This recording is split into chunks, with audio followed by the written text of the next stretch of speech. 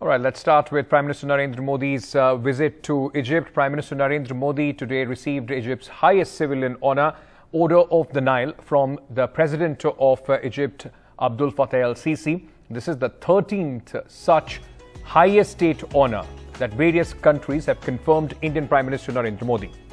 Earlier today, Prime Minister Modi visited Egypt's historic 11th century Al-Hakim Mosque and the Heliopolis Commonwealth War Cemetery in Cairo. Prime Minister also held talks with the Egyptian president, who had invited him to visit the nation. This is the first bilateral between an Indian Prime Minister and the Egyptian leadership in the last 26 years. Let me go across to Ahmed, our colleague who is joining us from Cairo for more on this.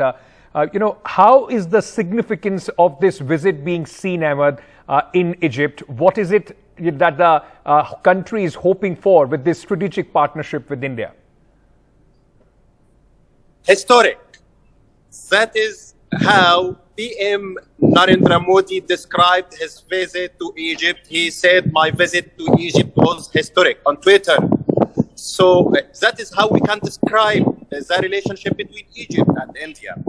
PM Modi has concluded his visit, 2 days visit to Egypt, and left to New Delhi. So in these 2 busy days, there have been more activities and a lot of activities. The most important thing of these activities, moving forward with the relationship between Egypt and India to the strategic. And this is very important concerning the relationship between the 2 countries on the level of the people and culture and economic and political level. Also, President Abdel Fattah El-Sisi conferred PM Modi the highest medal in Egypt. It is the Nile Medal Award, and this gets PM Modi with this medal gets 13 honor from all over the world. This is how significant is the visit for PM Modi to Egypt, which he has met Egyptian PM Mustafa Madbouli. And by the way, PM Modi has tweeted that he thanks PM Mustafa Madbouli, who has received him and accompanied him to the Giza pyramids, and they discussed the relationship between the 2 countries. Also, we have many discussions and treaties on agriculture and information technology, investing in Suez Canal Industrial Zone, and green hydrogen. Okay. PM Modi also visited Al-Hakim Mosque today and visited the memorial cemetery of the Indian heroes in World War I. Well, thank you so much for all those details, rounding up the tour of Prime Minister Narendra Modi for our viewers back home here in India. Thank you for joining us from Cairo. In fact, the Prime Minister also, and you saw those visuals of visiting the world-famous the pyramids of Egypt as well. Let's move on now. While Prime Minister Narendra Modi was in the United States, one statement by former President Barack Obama created a lot of stir. Now, Union Finance Minister Nirmala Sitharaman on Sunday defended Prime Minister Narendra Modi from questions surrounding the treatments of Muslims in India. And she also, in fact, this was a question that was asked of the Prime Minister during the press conference, accusing the Congress and the opposition parties. The Finance Minister said that they were raising non-issues without data in the face of electoral defeat. She also lashed out at former US President Barack Obama. Listen in. Bharat के religious tolerance के ऊपर एक USCIRF है, उनके comments आ जाता है। राष्ट्रपति जी ने कुछ बातें बोल रहे हैं, जहां शायद 6 देशों के खिलाफ, जहां मुस्लिम पॉपुलेशन डोमिनेंट है, बॉम्बिंग हुई उन्हीं के कालों में। सीरिया से लेकर के, यमन के लेकर के, सऊदी के लेकर के, इराक के लेकर के बॉम्बिंग नहीं हुआ। ऐसे जब कंट्रीज उनके अपनी तरफ से उनके राजनीतिक निर्णय के बारे में वो करते हैं, भारत के खिलाफ एलिगेशन डालने में कहां उसको सुनने वाले लोग भी भरोसा रखेंगे। इसलिए मैं मानती हूं ये सब हमारे विपक्ष भी बाहर जाकर के बात करने के समय भारत के हित में नहीं बात करते हैं, क्योंकि प्रधानमंत्री मोदी जी को वो डिफीट कर नहीं पाएंगे, ऐसे लोगों को उछालते हैं और वो भी इनके कारण इस बहस में शामिल हो जाते हैं बिना ग्राउंड लेवल डिटेल्स को लेते हुए. All right, moving on now. Chief Minister N. Biren Singh of Manipur on Sunday briefed Union Home Minister Amit Shah in New Delhi about the evolving situation in the state and said the state and the central government have been able to control the violence to a great extent. We are talking about more than a month and a half of unabated violence which has been witnessed in the state of Manipur, leaving over 100 dead. Mr. Singh also arrived in the national capital from Imphal this morning, went on to meet the Home Minister at his residency, then tweeted and said that he called on the Union Home Minister, Mr. Amit Shah, in New Delhi today and briefed him about the evolving situation on the ground in Manipur. Under Amit Shah ji's close supervision, the state and the central government have been able to control the violence to a great extent in the past week. It may be noted that there has been no report of casualties due to violence since 13th of June.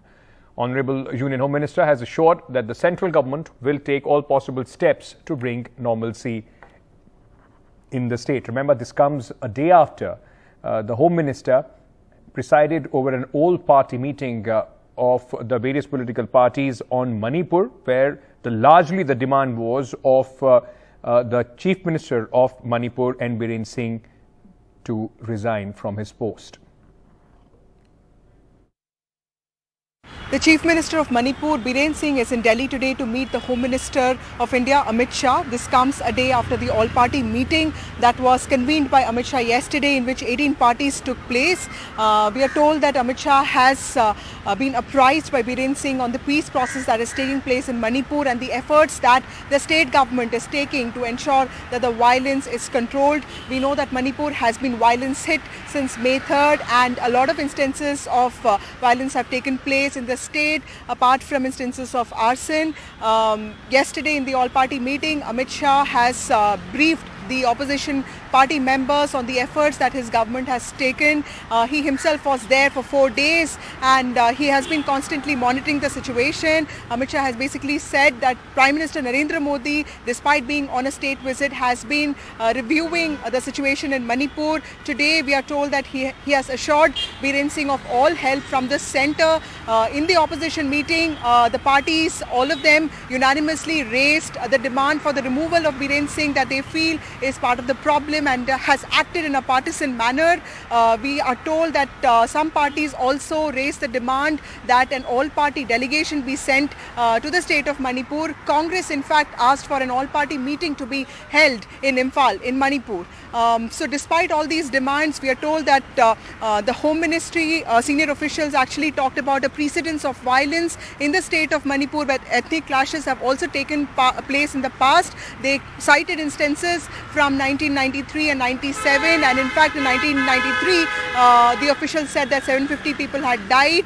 They said that a lot of efforts are being taken by the centre, which include deployment of 36,000 security personnel on ground in the state of Manipur, apart from deploying 40 IPS officers to monitor the situation. Amit Shah specifically said that opening of highways and ensuring that essential medicines are available to the people of this state are being taken on priority. So today's visit and today's meeting of Biren Singh with Amit Shah is a signal that that the government wants to send to the opposition that Manipur is on priority for them, and they are trying their best to curtail the violence.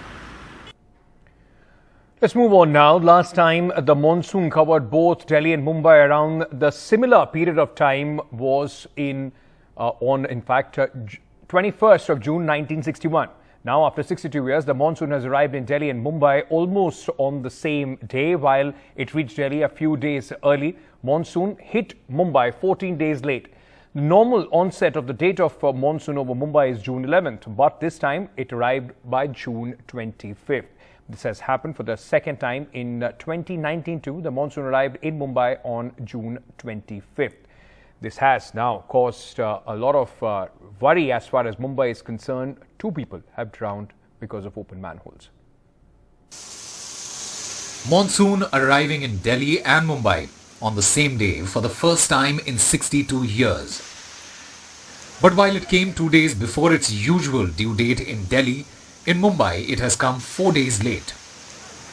जून 25, 2023 को मुंबई के साथ महाराष्ट्र पूर्ण महाराष्ट्र राज्य में monsoon दाखिल हुआ है.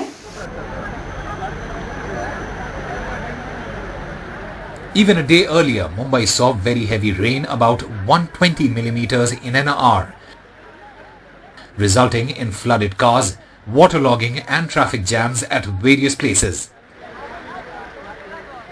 Several vehicles were stuck near the Andheri subway, drawing sharp remarks from the opposition. पिछले साल तक जब भी ऐसी बारिश होती थी, ये तो 100 mm की बारिश है और इस बारिश में हमारे समय पे तो ऐसे पानी नहीं भरता था. तब मैं या कोई भी महापौर जो मेयर है या फिर उद्धव साहब खुद रास्तों पे जाते थे, लोगों से बात करते थे और जो भी कुछ प्रकार हो रहे हैं या कोई असुविधा हो रही हो तो उसे सुलझाने की कोशिश करते थे, कोई जटिलता हो तो उसे सुलझाने की कोशिश करते थे. सब होने के बाद क्या दुरुस्त करने निकले? जो आज सरप्राइज विजिट, किसको सरप्राइज है? खुद को सरप्राइज दे रहे हैं या जनता को सरप्राइज दे रहे हैं? After this, the Chief Minister himself visited the Worli Seaface and Santa Cruz Milan subway to take stock of the drainage system. बारिश के वजह से वाटर लॉगिंग ना हो, लोगों को तकलीफ ना हो, इसकी monitoring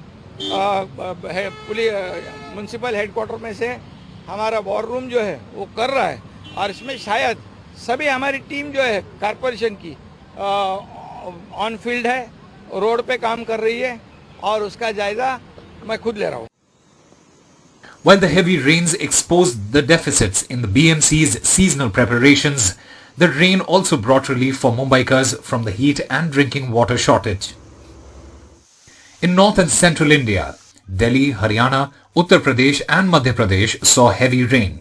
According to the Meteorological Department, monsoon has arrived in many states of northern India including Delhi, and rains will continue for the next 2 days. हमारा ये पूर्वानुमान है कि अगले 2 दिन में मानसून और आगे बढ़ेगा.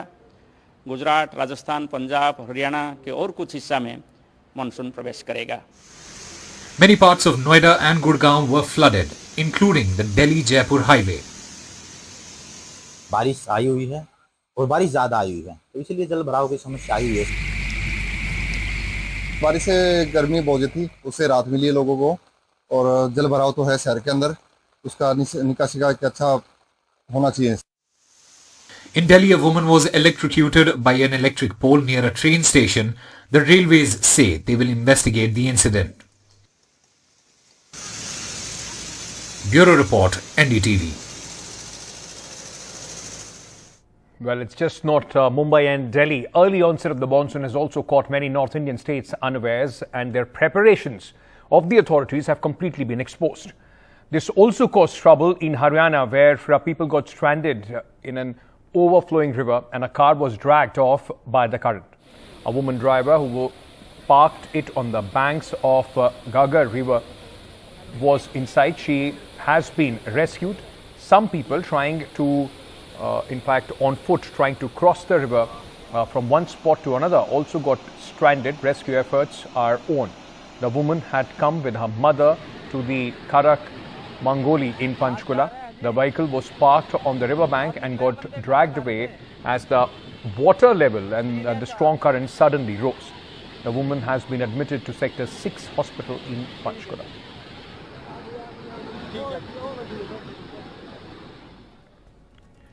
All right, with that, we're slipping into a very short break. On the other side, we'll get you the latest of what happened to that much talked about attempted coup in Russia.